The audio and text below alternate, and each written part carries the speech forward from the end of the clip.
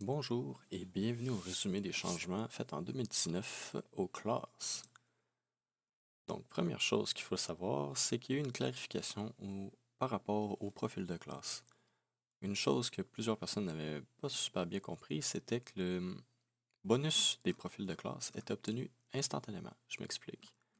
Donc, aussitôt que quelqu'un devient niveau 5, le joueur peut choisir un des deux profils de classe.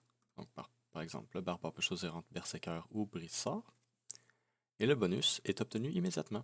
On n'a pas besoin d'acheter l'ouverture. Un petit rappel, bonus, c'est quelque chose qu'on obtient immédiatement.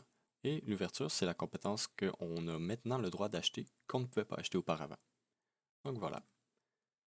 Prochaine chose, toutes les classes ont maintenant des compétences de base. C'est-à-dire, aussitôt qu'on sélectionne cette classe, on va avoir 4 compétences gratuites. Le but de ces compétences de base, c'était notamment de faire sentir la classe comme sa classe, euh, d'empêcher les joueurs de ne pas sélectionner les compétences essentielles à leur classe, par exemple rage pour le barbare ou bien dévotion arcanique pour un mage.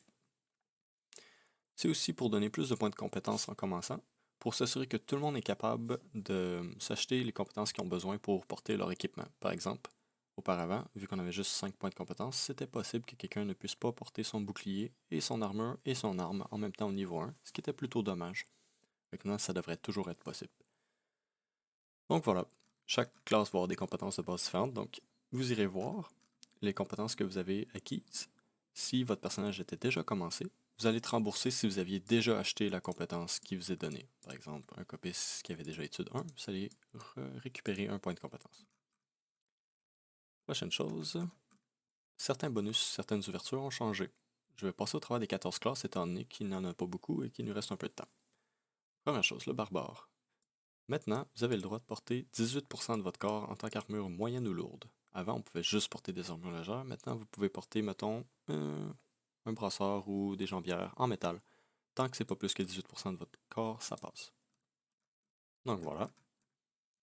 Pour le barde, maintenant, on a changé l'ouverture du ménestrel pour champ de suppression plutôt que champ bardique 5. Donc maintenant, les deux profils de classe ont accès à champ bardique 5. La raison derrière ça, c'est qu'on trouvait ça cruel que seulement un des deux profils de classe pouvait avoir accès au sort niveau 5, étant donné que les autres utilisateurs ont tous accès à leur sort niveau 5, peu importe leur profil de classe.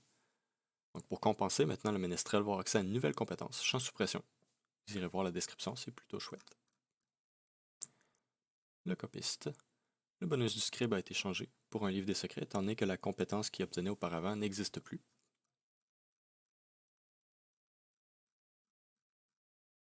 Même chose pour le forgeron. Pardonnez mon chat. Son bonus ne fait plus de sens, l'adamantis ni le maître de forge, étant donné que les compétences ont été retravaillées ou bien complètement enlevées. Donc maintenant, l'adamantis a plus de points de vie et le maître de forge va avoir plus de ressources. Un changement pour le gardien. Le guerrier. Au lieu d'obtenir Q en puissance, il va obtenir une charge de coup en puissance. Ça revient exactement au même, étant donné que coup en puissance donnait seulement une charge de coup en puissance. Sauf que maintenant, c'est possible d'avoir la compétence en plus du bonus, plutôt que seulement un des deux.